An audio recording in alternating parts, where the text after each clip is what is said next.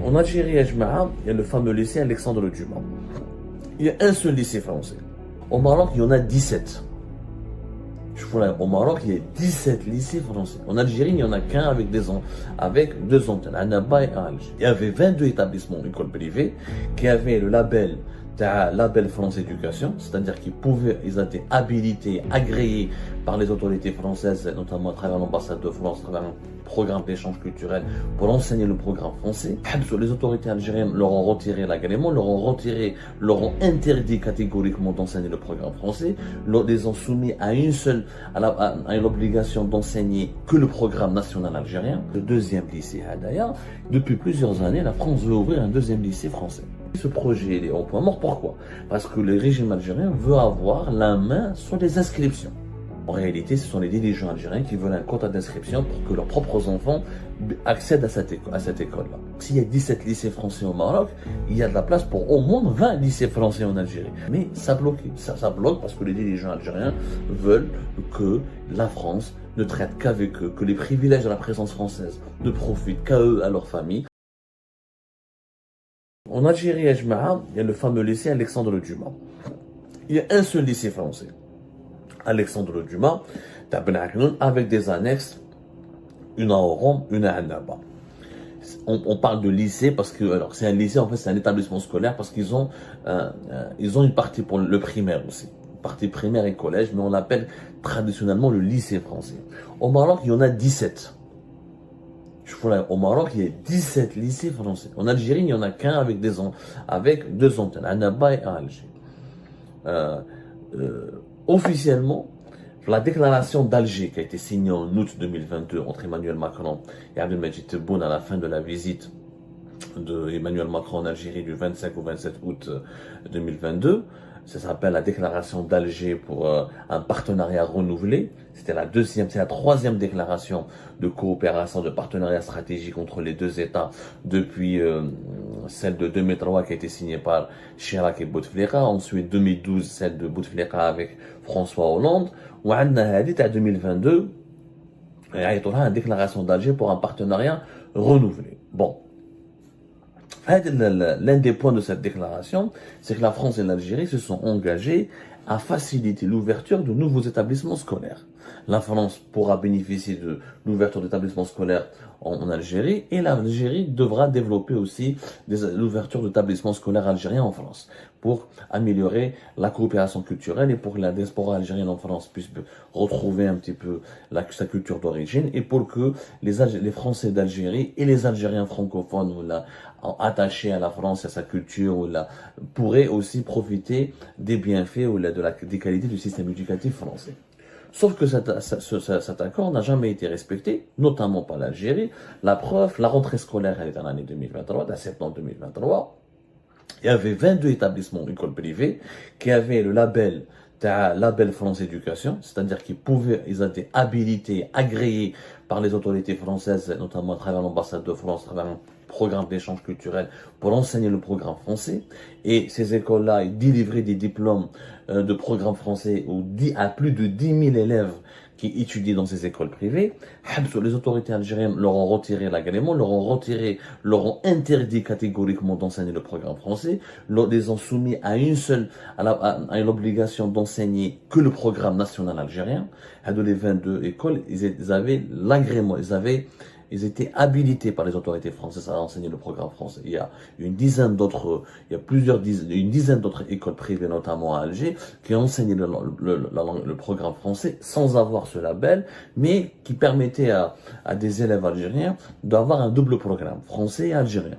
Ils sont pratiquement entre 20 000 et plus de 20 000. 20 000 dans ce cas-là. Le programme français, il n'y a qu'un seul programme qui est le programme algérien. Donc là, l'Algérie viole une disposition qui a été signée dans la déclaration d'Alger. Elle ne veut pas du français, elle ne veut pas du programme français dans les écoles privées qui ont été labellisées par les autorités françaises.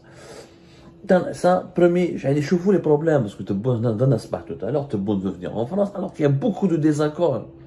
C'est-à-dire que les dirigeants algériens ont besoin de la France, ont besoin de venir en France, parce que vous l'avez compris, pour des raisons politiques et géostratégique. La France est la seule porte de l'Occident pour le régime algérien.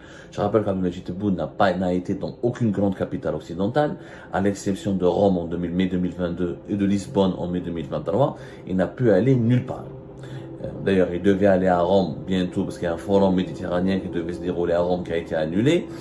Donc, visiblement à cause de l'actualité autour de Gaza et de la Palestine. On reviendra sur ce sujet plus tard. Donc, Paris, c'est la seule porte de l'Occident pour le régime algérien. À l'époque de Bouteflika, c'était différent. Bouteflika, il a pu aller à Washington lorsqu'il a débuté son mandat. Il a pu aller faire... il a pu dialoguer, avoir de bonnes relations avec Berlin, Londres, l'Espagne, Madrid, etc. et d'autres. Tebboune ne s'entend avec aucun pays occidental. Problème avec l'Espagne, relations superficielles avec l'Allemagne, superficielles avec l'Angleterre. Il n'y a qu'avec l'Italie où les relations se sont plus ou moins réchauffées, mais uniquement sur le plan économique. Avec les États-Unis, une grande méfiance. Les États-Unis se méfient beaucoup du régime Tebboune. À chaque fois, Tebboune, il essaie de jouer sur les deux tableaux. Il essaie d'être l'allié de la Russie et de la Chine, mais il essaie de gagner les faveurs des États-Unis d'Amérique. Et à la fin, ni la Russie ni la Chine ne lui font confiance, ni les États-Unis d'Amérique, parce que ce double jeu était très mal fait. Très mal fait. Au lieu de faire preuve de neutralité, Tebboune a voulu être dans le clan de la Chine et de la Russie. Quand il a vu qu'il pouvait plus intégrer les BRICS, il s'est rapproché des États-Unis d'Amérique. Maintenant, les États-Unis d'Amérique lui ont dit, voilà, ils se doutent de ses intentions et ils vont lui un dirigeant instable qui n'est pas digne de confiance. Donc, il n'y a que la France, réellement, pays membre permanent du Conseil de sécurité de l'ONU, qui dispose d'un veto, l'un des piliers du pays de l'Union européenne, qui a intérêt à construire de bonnes relations avec le régime algérien pour des intérêts, notamment sur le plan humain. Beaucoup plus sur le plan humain que économique. La forte présence de la communauté algérienne en France fait de l'Algérie une question interne. Ce n'est même pas une question de diplomatie, c'est une question interne. Si l'Algérie est instable et dans l'insécurité, c'est toute la France qui sera ébranlée, perturbée en raison des millions d'Algériens qui vivent en France, les Franco-Algériens, les Français d'origine algérienne. Donc, il y a un poids important de l'Algérie en France. Du coup, les Français, les autorités, chaque président français a intérêt à avoir de bonnes relations, à bien gérer le dossier algérien, qui est un dossier très sensible en France. Donc, Tebboune veut faire des choses avec la France. La France, Macron, veut faire des choses avec l'Algérie, mais sur le terrain, le système algérien continue de bloquer les intérêts français. Il continue d'appliquer, de gérer la France, c'est-à-dire, il veut que la France le soutienne et qu'elle porte sa voix dans le monde et que la France soit l'un des partenaires stratégiques de l'Algérie, l'un des soutiens de l'Algérie en Occident et sa porte principale en Occident.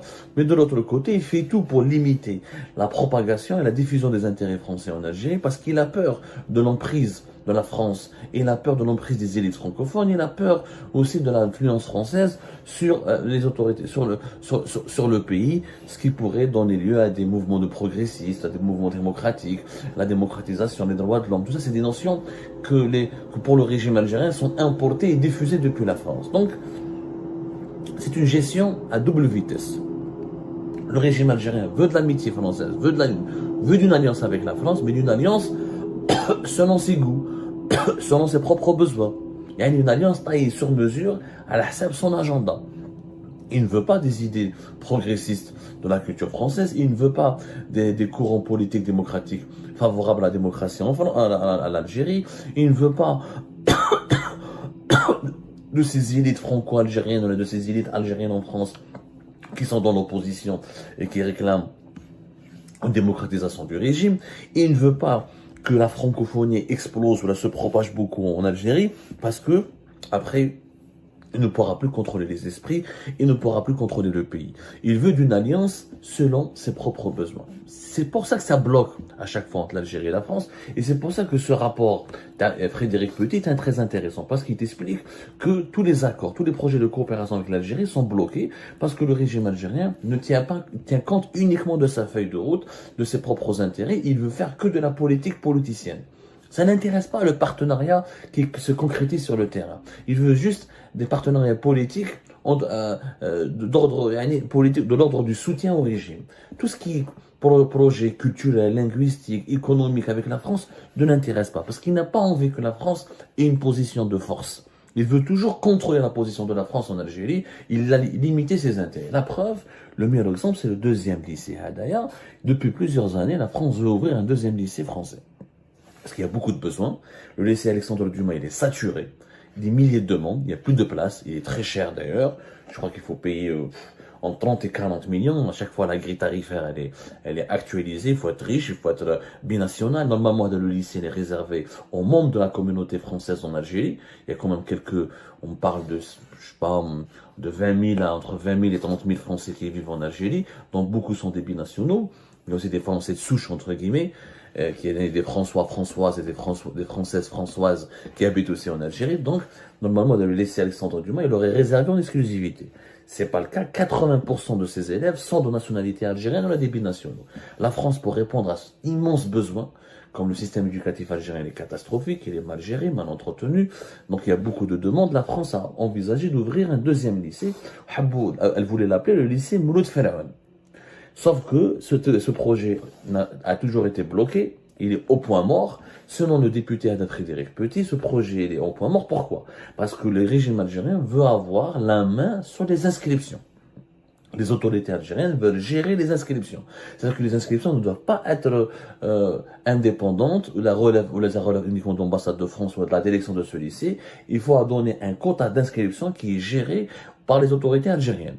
En réalité, ce sont les dirigeants algériens qui veulent un quota d'inscription pour que leurs propres enfants accèdent à cette école-là. Parce que chaque année, à chaque rentrée scolaire, le ministère des Affaires étrangères entre en contact avec l'ambassade de France de façon informelle pour exercer des pressions pour obtenir des places pour les diplomates algériens, pour les dirigeants algériens, pour certains ministres algériens au sein du lycée français Alexandre Dumas. Je vois encore l'hypocrisie. C'est l'hypocrisie du régime algérien.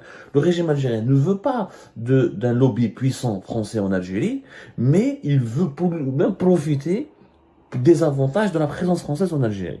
Le régime algérien ne veut pas que le peuple se rapproche de la France. Il veut que la France traite qu'avec les élites dirigeantes. Voilà le problème des relations franco-algériennes. La France veut, les dirigeants algériens veulent que la France soit leur propriété exclusive. Il y a un lycée français, un deuxième lycée, il n'y a pas de problème, à condition que la majorité des places reviennent à nos enfants. Et la France a refusé ce deal et du coup ce lycée est bloqué. Alors qu'il y a une immense demande, la preuve. Au moins 10 000 élèves algériens dans les écoles algériennes privées agréées qui ont le label français. D'autres 10 000 d'autres dans des écoles qui n'ont pas le label français mais qui font double programme. Toutes les demandes, toutes les places, toute la saturation, les immenses demandes autour d'Alexandre Dumas. Donc, on est en train de bloquer un projet éducatif et culturel important qui est fait pour la réussite. Il ne peut que réussir. L'Algérie, il y a de la place. S'il y a 17 lycées français au Maroc, il y a de la place pour au moins 20 lycées français en Algérie. Tellement il y a de la demande, tellement il y a tellement il y a le programme français en Algérie, il est recherché, il est prisé, il est bien réputé, beaucoup d'enfants d'élite algérienne, de commerçants, d'hommes d'affaires, la classe moyenne voudraient bien que ces enfants étudient ou intègrent le système éducatif français. Mais ça bloque, ça bloque parce que les dirigeants algériens veulent que la France ne traite qu'avec eux, que les privilèges de la présence française ne profitent qu'à eux, à leur famille, et que la France ses intérêts soient contrôlés et limités dans un cadre précis, délimité par l'agenda du régime algérien. Et pour ça que ça bloque. Le lycée Mouloud Feraoun incarne, le projet d'un nouveau lycée français en Algérie incarne à lui seul les contradictions, les hypocrisies, les schizophrénies des dirigeants algériens à l'écart de la France. Et ben voilà les amis, c'était ça. Je vous remercie comme d'habitude pour avoir suivi la vidéo jusqu'à la fin. N'oubliez pas de nous laisser vos commentaires, vos réactions autour du sujet et de vous abonner à la chaîne si vous n'êtes pas encore abonné. Je tiens à vous remercier aussi pour votre soutien à notre chaîne, pour vos encouragements, pour vos commentaires aussi nombreux et diversifiés. Je tiens aussi à remercier nos abonnés et les personnes qui nous suivent régulièrement. Sans vous, ça n'aurait pas été possible. Donc voilà, merci encore une fois et à la prochaine dans une nouvelle vidéo.